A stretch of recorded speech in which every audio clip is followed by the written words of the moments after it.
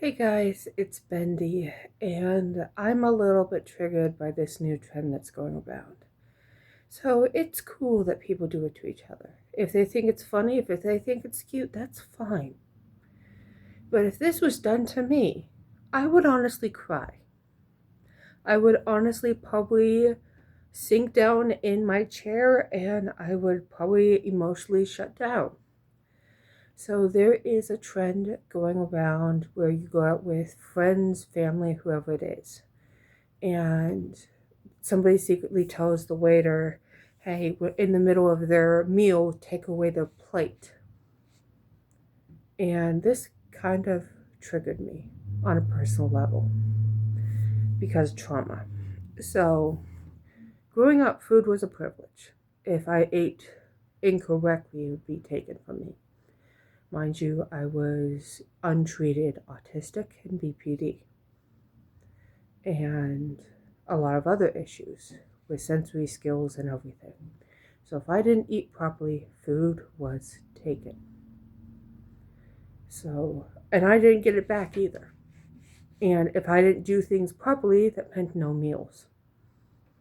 Or if I got in trouble, even if something my siblings did, they could easily point the finger at me, but who was going to believe the scapegoat? So if people want to do that to each other, that's fine. Just don't do it to me. That's fine. Do it to each other. Just don't do it to me. And I want to talk about why I'm overweight. So I am currently 330 pounds. It's not by choice.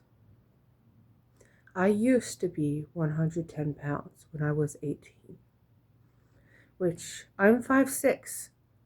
That's underweight for my height. Food, again, was a privilege. I have pictures from when I was 18, and those are the only pictures of me as a teenager. And when I turned 18, my abusive grandmother went to the courts, got me registered as legally incompetent. And I kept getting the police involved because of the bruises and everything. My abusive grandmother took me to psychiatrists, telling them that I was violent, that I was hostile, that I was a threat to everyone in the house. And they kept giving me antipsychotics, really incredibly high doses of lithium. The highest dose of lithium, which was 900. That is for incredibly dangerous people. And they gave me Haldol, they gave me risperidone, they gave me a lot of things. And with all these antipsychotics mixed together, mind you, I don't know all the antipsychotics that I used to be on. But if I can find my medical records, I will document it. I will see if I will find a way to get access to it, because it was back in 2015. I will see if I have a meeting with my psychiatrist coming up. I will see if I can get the medical records. Those antipsychotics blew me up like a balloon, even with how little I was eating. That it was weight gaining medication, and I had a severe side effect that caused me to just slowly swell and swell and swell until I was at the weight I was. So I have already lost 30 pounds. It's been 3 years since I've cut off my abusive grandmother. And I'm doing what I can to lose weight. I'm dealing with the trauma right now. I have a provider. And we're going to start going to the gym. And I mean it. I want to be active. I want to live as a human being. I want to function. I don't want to be stuck up in my apartment and be lazy. And I can't actually work. So I'm going to find volunteer opportunities. I'm going to support my community one way or another. I don't know how exactly I'm going to do it, but I'm going to find a way to do it because God doesn't like the lazy. God doesn't like the sloth.